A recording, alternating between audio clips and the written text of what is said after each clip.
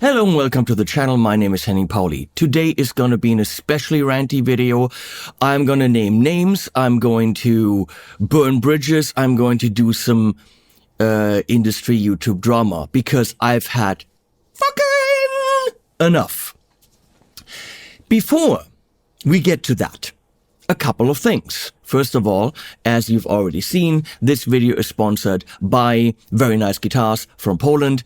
I made a deal with them to do a whole bunch of videos where I say Very Nice Guitars have very nice guitars, because you know what Very Nice Guitars have? Very nice guitars. And if you haven't seen it already, they sent me this very, very nice Tyler Japanese Studio Elite HD, which I've already used in many videos and absolutely love. They are usually trading used high-end instruments in the more heavy orientation, 6, 7, 8 strings, Mayonnaise, Scaverson, Strandberg, you know, not your typical Strats and Les Pauls. So if you're interested in that, check out their website. You can negotiate with them. Let's haggle, you know, and they're good people. And they really take care of the instruments they take in. So that's step number one before we go into our yell at things. Step number two, behind me you see lights happening because I'm testing a new lighting system that Toman sent me, which is actually pretty damn cool. It's really just for, you know, the raver and the party guy. It's the light box. This is battery powered and it reacts to sound when you go oof, oonch, oonch, oonch, oonch. So I'm testing that and it gets, as you can see, very, very bright if you want it. So looking into it, not a good idea. This is really not a video light, but I'm testing it as such. And there's actually 3 of them working in sync to just give me some mood lighting in the back. Again, I'm trying. Talking about lighting, I had a question about how do you light this type of video, my rants. What is your key light? I think by that, I don't know lighting. I just have a lot of lighting, but I don't really know about it. So I have this Zhiyun. I mean, I have a lot of lights. And I try different things. Slide was one that I used in here a lot. They're panels. But they're not battery powered. Well, this isn't battery powered either. They're USB powered, as is this. This is the Zhiyun X100, and it's, as you can see, absolutely tiny. And it gets incredibly bright. I also have the M20Cs over there, which I use when I film myself on the desk. But this is pretty cool. This is this is ridiculous LEDs. I'm sorry I'm boring you, but I got the question. And as you can see, I actually have a bulb softbox on it because there's an adapter for the full, forgot what it's called, softbox attachment thingy. And there's a small one, and sometimes you see like a window behind me, like as if the sun is coming into the room. That is a second one of these. And I have the Zhiyun and also a third-party lens into which you can put these gobos. And then, where's the autofocus? Okay, fuck it. And you can put patterns on the walls and stuff. So I actually now have 3 of these because I'm using one in the other studio. They are incredibly powerful, Bluetooth operated, and I can sit here and actually guide the light. And this is actually coming pretty much from over there, so that I have a shadow here, which apparently is something movie people do. And see, these are small. They can be powered by batteries. Not paid for by Zhiyun, by the way. I fully paid all the money for this. So, yeah, that's the light I'm using currently with the big bulb, and what I'm seeing there gives me a nice picture. However, that picture is in a Nikon ZR with a 1.33 squeeze 50mm autofocus anamorphic lens from Sirui.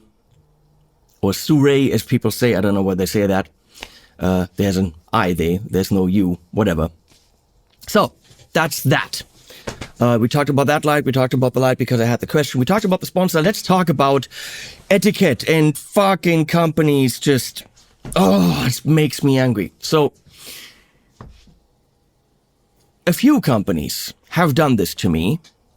Some of them I'm still giving a chance to rectify the situation in communicating with me.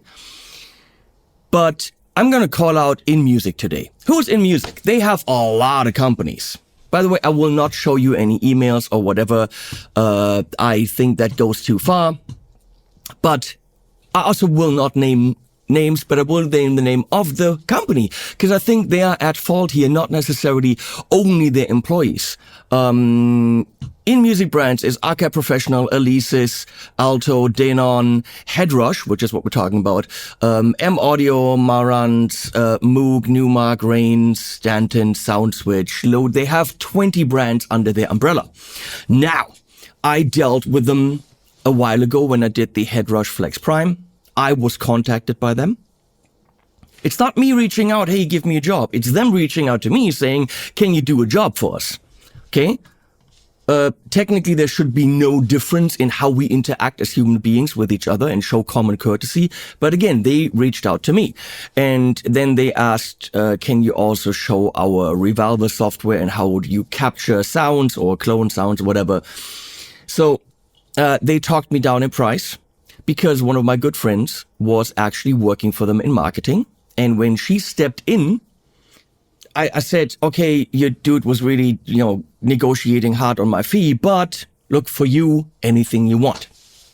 And then I realized that the Headrush Flex Prime is a very, very complicated product. And I honored my deal, did the video, filmed everything, but I was supposed to show the Revolver software and how you can clone your amps and put it onto the Headrush Flex Prime. That software was never working. It crashed. I couldn't activate it.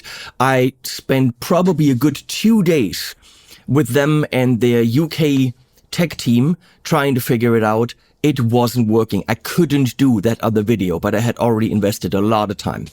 My friend then asked if I could do a video for the new BFD update, because I really know my shit in BFD, because I've been working with BFD for 25 years. About that. Roughly. Yep. So I looked at the new BFD update, fully paid, no haggling. All good.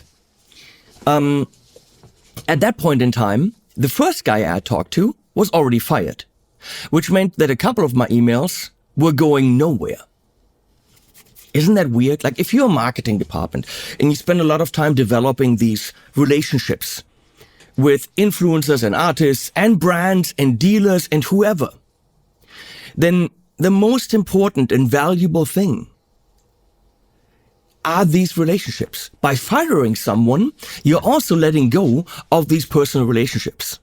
And I understand, and this is not an anti-American video in any way, but I understand that American corporate culture works like that.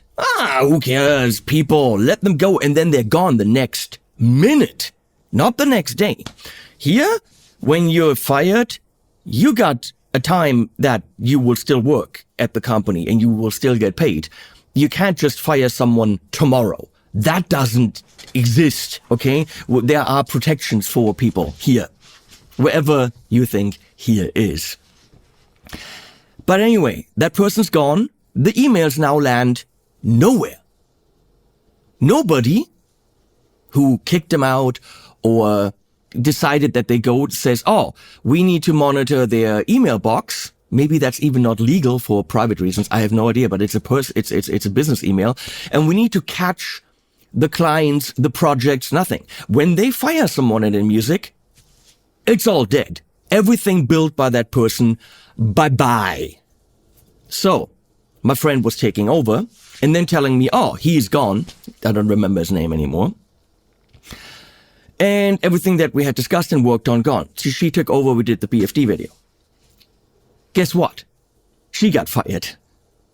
And that's also how I found out that when that happens, the second you get told you're fired, which can happen in a very impersonal message or Zoom call or whatever, literally right after that, you have no more access to the company. Because let's mistrust people. Let's assume people are assholes. That's apparently what we do now. So you have no more access to the company system. You have no more access to your company email, nothing. And you pack your laptop and you ship it back.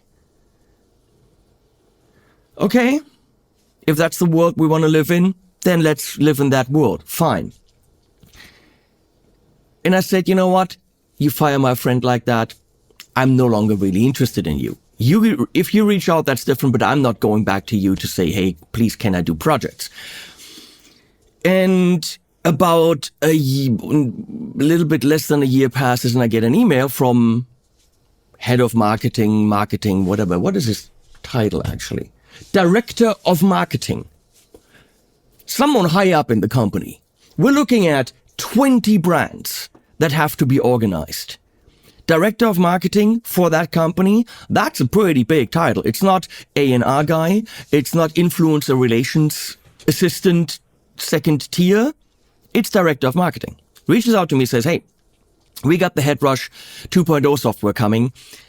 We would like you to do a video on it. And I said, not a problem. However, I sold the Flex Prime because it was a little one. I keep all the big modelers because they're point of reference, and I have to have them because they're standards, whether it's the Helix XL, the Fractal stuff, Tone Master Pro, whatever you want to call them, Quad Cortex, Nano Cortex. I have them all. Do I use them on a regular basis? No, but I have them because they just have to be here as points of reference and comparisons and whatever, if I get questions about them.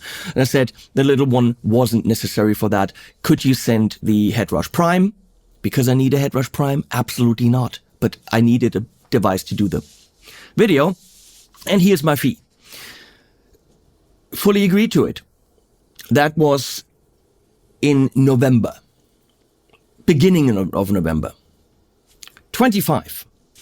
Agreed to the fee, agreed to send the thing. At the point where he agreed to send the thing, he brought in another guy into the conversation who is A&R and head of social communication. Technically, I pulled it up here on LinkedIn. Again, no names. Community manager. And this is so funny. I'm going to read this. As a community manager, I am responsible for fostering engagement, building relationships. This is literally the job. Building relationships and maintaining them, right? And maintaining the integrity of online communities across over 75 plus social media channels, forums, third-party fan groups for a company that encompasses more than 20 plus brands in the music industry. Okay. So this should be someone that you think values human relationships and how we interact with each other. This person from November on was in our 3-way email communication. And then we had a deal. He was just supposed to send out the thing and off we go. That was November 16th. When I got the email, oh, I'm sorry. That is wrong. December. So actually, November, we're talking. Then December 3rd, I'm saying, hey, I have not heard back from you. Then 2 weeks later, hey, checking in for a second time now. Just had a comment from someone asking if I will look at the new firmware. Are you ghosting me? Then an email back, December 15th, about a month after we started talking. Sorry, man. Your replies landed, missed my inbox, blah, blah, blah. I'm looping in other person, our community manager and AR rep, so you don't get lost in my inbox again. So it's looping in a second person because director of marketing doesn't know how to fucking use emails and use spam boxes. You know how many times I go through my spam box? 3 times a day minimum. So director of marketing for a company that houses over 20 brands in the music industry does not know how email works and needs help from the A&R guy. Okay, fine, I get it. So then he asked me, okay, I said, sounds like a plan, send it out. Yep, and also can you do some presets for the new firmware? Okay, sure, I'll do some presets for you. Never talked about a fee for that, but let's do it. Apparently my time's worth nothing. Fine, I agree to that.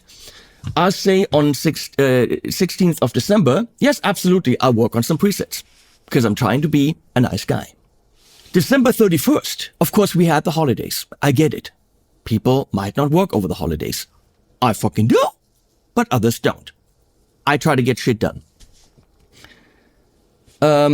So December 31st, I say, did you get the Prime on its way? I haven't received any notification from UPS, FedEx. Hope you had a nice holiday season. December 31st. And this goes to Director of Marketing and Community Manager. Now, what are the chances that that email lands in 2 spam boxes that don't get checked? What are the chances? There's no, and I know my shit, okay? Because I've been doing this for 15 fucking years. Communicating with professionals, much longer. But I've been doing this YouTube shit for quite a while. I know if there's a chance shit lands in spam, I will not include pictures. I will not include links to YouTube or any kind of outward links. If I want to make sure something arrives, it's text only and not too much. We have 4 lines of text. Okay. And it goes to both of them. Now, the one guy got roped in to avoid shit falling through the cracks. Nothing comes back. January 21st, literally 20 days later. Hey, person in person. I still have no product here to review. Henning. February 2nd. Hey, person in person. The last I heard from you was December 16th. How is this possible? You contacted me to do a job and then after 3 mails from me still have no answer or product to make a video with. I just don't understand. One of you has to see one of these mails. No response. Nothing. What am I to do? I call my contact at Thomann, say, do you know anything about in music? Has this person in marketing been fired? Do you know if anything moved? I'm actually now going into my industry, Rolodex, trying to find out how do I contact the people that hired me to do a job. I didn't ask them. They asked me.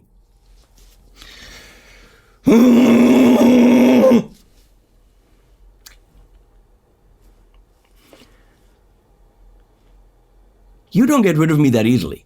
So I will go to the InMusic page and fill out a super long form, pretend I have a head rush that's got an issue, and ask support to please get me to the right people, told them what happened, and that if I don't get a response that is satisfactory, I will make this video. And then I get a response from a nice lady in support, the InMusic CX team, whatever that means. Thank you for reaching out regarding your concerns, blah, blah, blah, blah, blah, blah. I appreciate the time. Very nice language. Obviously, bullshit language, but very nice. Can't fault the woman for doing that. I would like to inform you that the necessary steps have been taken to forward it to the marketing management team. Okay, cool. She forwarded at least so that, someone sees it. And she can't do anything else, and it falls outside of her specific area. Oh, compartmentalization is just a very nice way of not being responsible for shit. Not my department. I get it. It's not her department.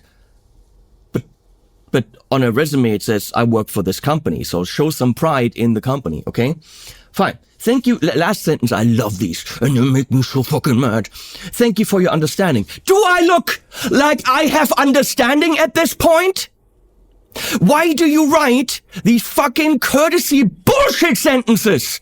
Thank you for your understanding. Look, if I write to you, I understand your situation, then you can answer, thank you for the understanding.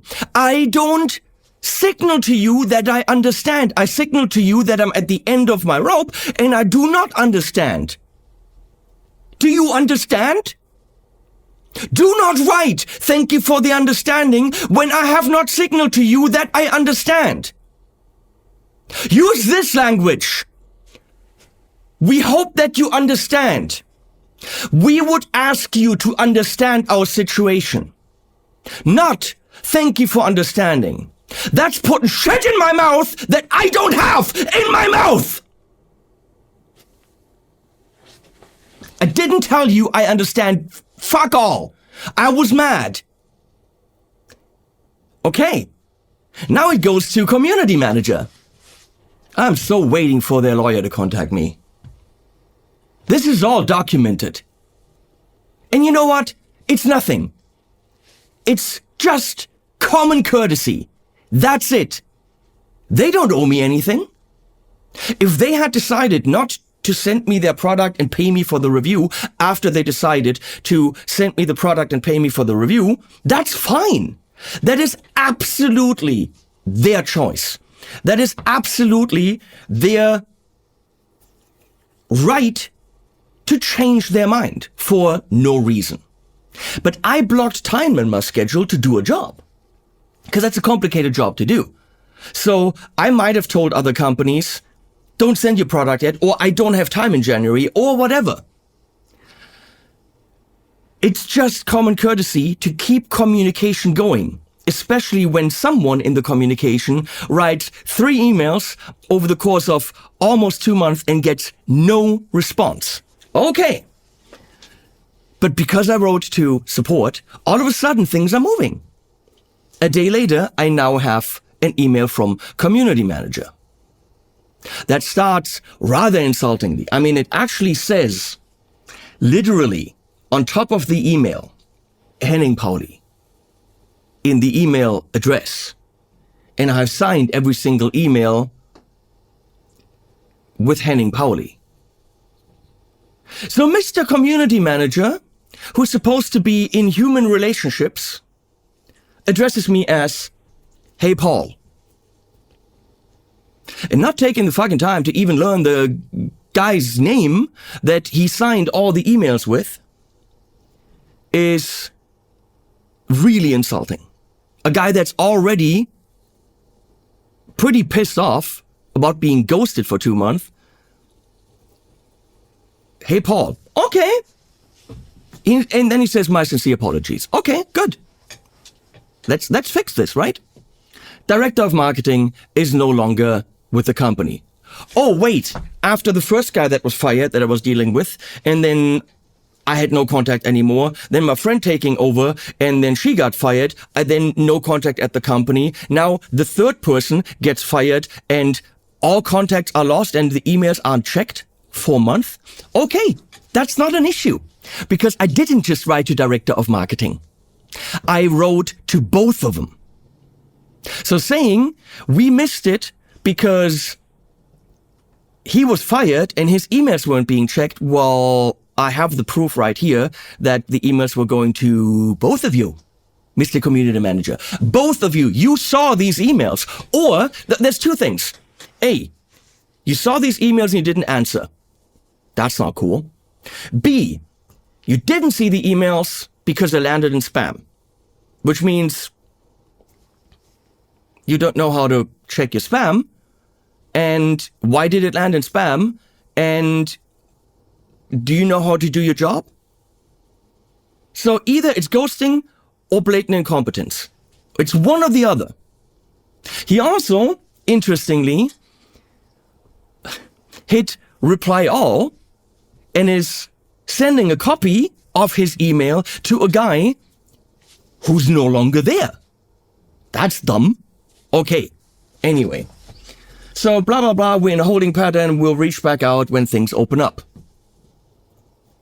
No. That's not the sentence we need. The sentence is, we apologize, but guy got fired. All his projects went in the crapper, even though I was in the loop and I dropped the ball on it as well. And we're no longer interested in that video because now that firmware is out and it's 2 months old and we don't need your services because we messed up. That's fine. Okay. Again, I can't force them to hire me, but I will force them to think about how they interact with human beings that are sitting there writing one email after another saying, are you there? Are you dead? What's happening? And here comes the next sentence. I truly appreciate your patience and understanding. I have not in any, I wrote him back an hour ago, and I wrote back, hey person, let me be very blunt. I have zero patience and understanding for behavior like this, and I don't know how you can write that you appreciate it when it isn't there. Then the email goes on and on and on and on.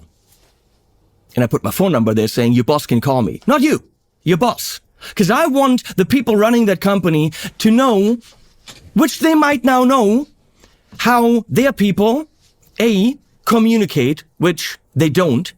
Because that wasn't the first time. That was the guy who lost his job. And then lady, who's my friend, does her job, gets fired. How do you think you establish connections with influencers that are long-lasting if the people who have the connections get fired willy-nilly all the time? How? How do you think that human relationships are upheld when A, you fire the people who built the relationships, B, don't check the emails to follow up on the relationships? Now, more from China did fire their influencer relations lady. Amy was great, but they didn't want her to be remote. I get that. I understand. You know what happened? Amy said, here's my email from now on. That's my personal email. You can ask me any questions. I will not be out of this world. She said goodbye to all of her contacts. That guy didn't. He didn't even have a chance. His access to the company was blocked likely the second that he was fired. And then guess what? The new guy contacted me about a month later saying, hey, I'm the new guy. I'm now taking over for Amy, who, I don't know how it was phrased. It wasn't like we fired her, but Amy no longer works for the company. Introduced himself, and there was a handoff. In music, how do you propose this continues? What's your end game? Firing one guy after another and dropping all the relationships? Even having the community manager be in the relationship and in the email chain, and then not knowing my name, thanking me for shit that I definitely have no patience for and no understanding for, and then even saying, okay, boo-hoo, everything's on hold. How is this possible? Now again, this is not the only company. There's another company, and that's a humongous company, also in the music industry, who contacted me. We did a video, absolutely great, and then contacted me again in December to talk about the new stuff coming out for NAMM. Big meeting, Zoom meeting. We looked at catalogs, we looked at crib sheets, we looked at specs, we discussed video ideas, and then the last thing was, as soon as I have product here, I will let you know, and we will get this happening in January so that we have the videos for NAMM. And again, it's totally fine to change your mind. It's totally fine to not follow through, but then let me know. And every single email that I send after that, which is probably by now the fourth one, is not answered. How is this a successful human being relationship company policy, people? Explain this to me. Please explain it. It makes no sense at all. And then thanking me for my patience and understanding. Would you still have understanding? Again, for the millionth time, it's not about losing the job. It's etiquette. It's politeness. It's manners. I will let someone know. Not a week later, I'll write you, hey, are you there? Yes, I'm here. Let me check what happened. Yes, I'm here, but you know what? Tomorrow I'm leaving. I was fired. The project's dead. Oh, so sorry that you got fired. Is what I would say. All good. Let me know who the new guy is. Nothing. In music has a problem in-house with keep firing people, not following up on the contacts. And again, this is not the first time that happened.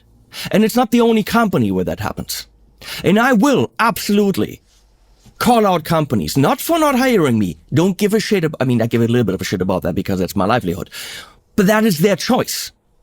If you are working for a company and you're not answering my email or my second email or my third email, after the third email, you can expect a video like this.